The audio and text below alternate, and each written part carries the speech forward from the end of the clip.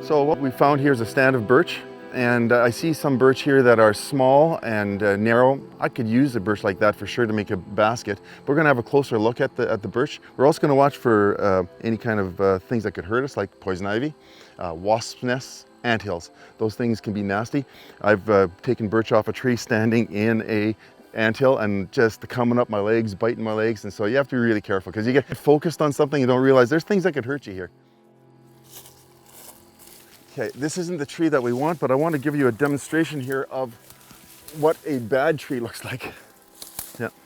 So I'm clearing the area around here so I can look at the base of the tree. I use an X-Acto knife. I can use any knife, but an X-Acto knife is really good because I can set it to the depth of the bark and I'm not going to hit into the cambium layer of the tree. If I use a knife like this, there's no way of setting the depth. So I'm going to go at the base about a foot up, foot and a half up from the base, and I'm going to make an incision about 4 inches long and about 2 inches and 2 inches. Then I get a sturdier knife and put it in here and pull it back. Right away I can tell this isn't good bark, and I'll show you why. So I'm going to pull that back and cut that off. This is what we call booking bark. It goes like pages of a book. And if it goes like pages of a book like you see here, it's useless for making anything into a basket or a canoe, any vessel that you want to hold water in.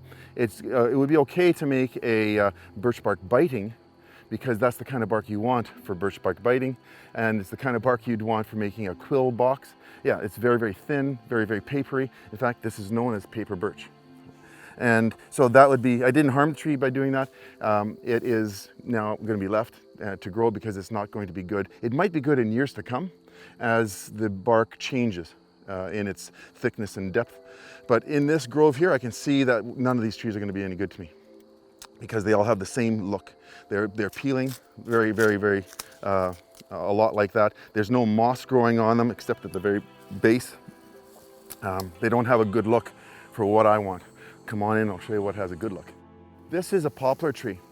It looks from the distance, it looks very much like a birch tree, but when you come up to it, you see the green inflections. You see a lot more knots on it, and the birch tree in the background, very different. Birch bark is very smooth.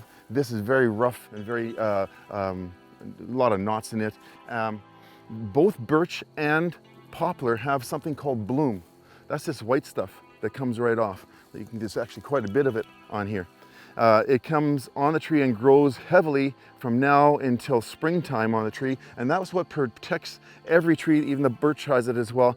If you're going to get a warm spell in the wintertime, if you didn't have the bloom, the sap of the tree would start to get hot, and it would start sort of running as if it was springtime, and then all of a sudden you get a freeze, and then it cracks. And you can see where that's happened on this poplar tree, where there wasn't enough bloom to prevent that from happening. You can see it on the birch trees as well, where there wasn't enough bloom to prevent that from happening, and then the frozen sap inside cracked the bark.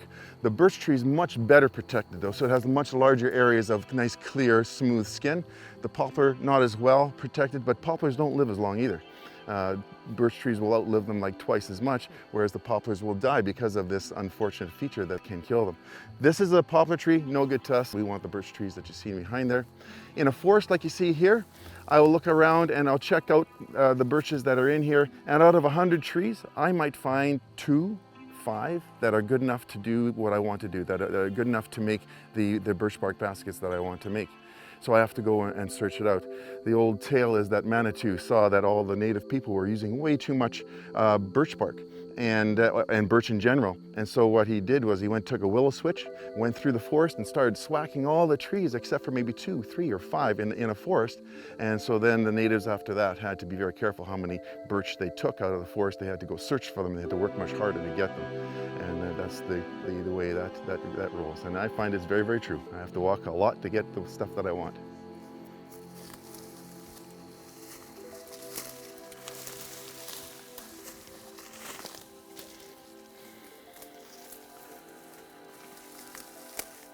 So what I'm going to do here is I'm going to pull out this piece.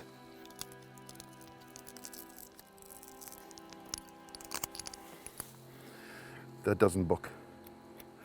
So I can't flip it like the books of a page. That's a beautiful piece of birch. I'm getting excited here. So that's a beautiful piece of birch. But what I have here is called winter bark. So it's already gone through its summer phase. So the bark now has a rind on it. When you pull it off in the springtime, it is very, very smooth and tan in color. When you take it off now, it is I guess a darker color is the best way to describe it. In fact, as it dries, it'll turn dark red. The winter bark's beautiful in the fact that when it's finished and it's dried, I can make a basket out of it or a canoe, and then I can scratch off the rind and I can put different designs into it just by scratching off the rind.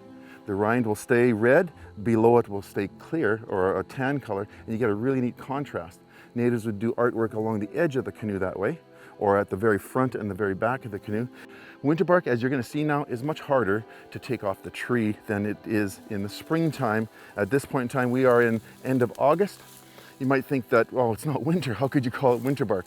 Well, once you've passed the sap running time of June, May, you're going to then run into the time that the sap starts creating the cambium layer and the rind sticks to the tree, and now you're not going to get any kind of peeling like you normally would. Normally when I would peel this tree, it would just pop off. I'm gonna have to work at it today to get it off, okay? So what I'm going to do first here is I'm going to get myself a sapling of poplar. All right, so what I've done is I've taken the sapling that's nice and straight, like so. Depending on how big of a piece of bark I want to take, that's how long I would take the sapling. Here I don't have a long distance to go, so I'm going to find a piece of sapling that's about that long. You'll see what it's for in a minute. So I look at this tree and you can see it looks a lot different than that paper birch bark that we looked at earlier. You can see that it's very, very rugged looking. That's the better way I can describe it. It's got a lot of moss on it. If you look on the north side, it's all green with moss. Afterwards, you have to have a look at that. Over here, you'll see a big patch of lichen, green lichen. That tells me that this bark has some character and that it's going to be good bark. Whether we're going to be able to get it off this tree really nicely, we'll find out now. This is the hardest bark to take off a tree because it is winter bark. If we get it off, it's going to be El Primo. It's going to be the pick of the century here. Okay, so next thing I'm going to do is set the depth of my knife to the depth of the bark that I have taken out here. So now I'm going to look around the tree and find the best place to cut. So I'm looking for the knots of the tree. I got a big knot here, so the piece I'm going to get is going to be from here up to about here. I'm going to cut on the back of the tree because the back of the tree here is kind of mottled. This looks clearer. Okay, so I'm going to get up here. So now, where does the tree start turning? It starts turning somewhere up here. Yeah, okay, so I should be able to get up that high. And it gets really bad down here, so I'm not going to get any bark down here for sure. So I'm going to get up as high as I can get, stick it in, and pull it down. And because I know it's set to the right depth, I don't have to worry about how much pressure I put on it. I can just pull it all the way down. I'm going to stop right there. I'm going to go one more time. Yeah, beautiful. Wonderful. Now, if we were doing this in the springtime, this would be popping already. It would be opening up. Not doing it right now because it's not springtime. Okay, now I'm going to go laterally. A lot of pressure. Now you see here, there's that lichen I was talking about. That's a really neat feature. There's green moss on here. That tells me that chances are this is going to be a good tree. Not every time. Now what I also am looking for is any redness down here. If I see redness in the bark, that means it has a red blight and the tree is going to be useless. When I open that up, it's going to be full of disease. There's a lot of the trees in here have that. It seems to be hitting the trees more and more in this area. This is a clear-cut area that's been taken for pulpwood. And what's going to happen, these trees are going to be dying in short order because there's nothing left around them to keep them healthy. So harvesting here is a good thing. In my mind, I'm thanking this tree for what it's about to give us. This isn't going to kill this tree right away. I've had trees that I've taken bark off of that live for many, many years afterwards. In the days of building birch bark canoes, the natives would take bark off of a tree and come back afterwards, a year later, and see how that tree is doing. that would tell how well the life of their canoe would be as well, because of the fact that the tree was still living, that they did it with honor. They took that tree bark and did it right. All right, so now I'm not going to do it at the top because I'll just let that peel off naturally. I'm going to put this away. This isn't a strong enough knife now. I need a stronger knife. So I got one with a strong blade. And now comes the hard part. I'm going to dig in here. And you can see the transition from this pulpy stuff to the good bark. This is very pulpy here because of this knot, but I'm not going to worry about that. I just want the bark above that. If this, again, was springtime, this would just be popping right off. When you're dealing with winter bark, very seldom will you get a beautiful big piece of bark like you would see for making a canoe. You're going to get strips of bark because of the fact that it doesn't want to come off the tree.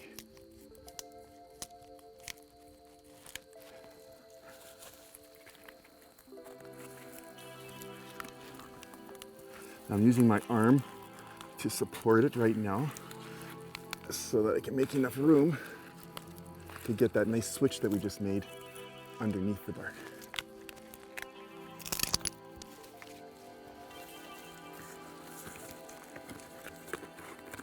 So into every basket, into every canoe, anything that you make out of birch bark, there is quite a bit of preamble to make sure that you have the right materials, as you're seeing here today.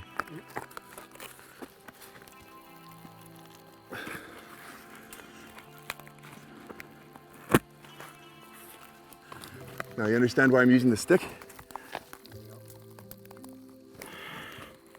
And it doesn't want to come off. Now as I see something like this happen, it wasn't cut quite deep enough there, so I have to just make sure that comes along. There we go. Okay, it's coming actually really nice. Doesn't look it, but for winter bark, it's coming really, really nice. There's another one. There's a woodpecker hole. See right there? Yeah. So as you can see, it's wanting to go into strips, which is very common. And that's why on canoes, you'll see strips of winter bark rather than massive pieces of winter bark for design. Sometimes you get a really nice big piece if you're lucky, like I'm hoping to have happen here. I'm trying to prevent that from happening. There we go. Okay, we've got another spot here. Another, woodpeckers are the scourge of any birch bark guy. Yeah.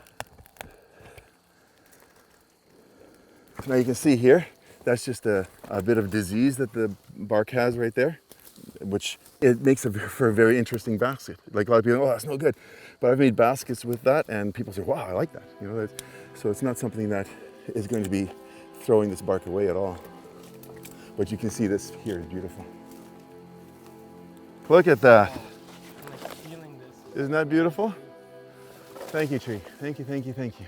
But if I was making something, like I said, for a serviceable vessel, I would probably take that off. It doesn't come off that easy, so you'd have to peel it off. And so this is really nice thick stuff. This is about 1/16 of an inch thick. Got a lot of strength to it. And as I said, the big thing about this one is that it is a winter bark. So I have to be very careful with this. You can see it scratches very easily. What we're going to do now is we're going to put it this way. I'm going to roll it up. And that's how we transport it so it doesn't get damaged. That is one beautiful piece of winter bark. You guys, you don't see this very often. This is beautiful. This is really, really nice. I'm so happy. I think we're good. We can go get some roots. It feels like velvet, eh? Yeah, it's such a nice feeling. Now this will turn black and then it'll get a rind on it, a black rind, and underneath the rind it'll get a second skin. Now the second skin comes in all really weird and twirly and squirrely grained.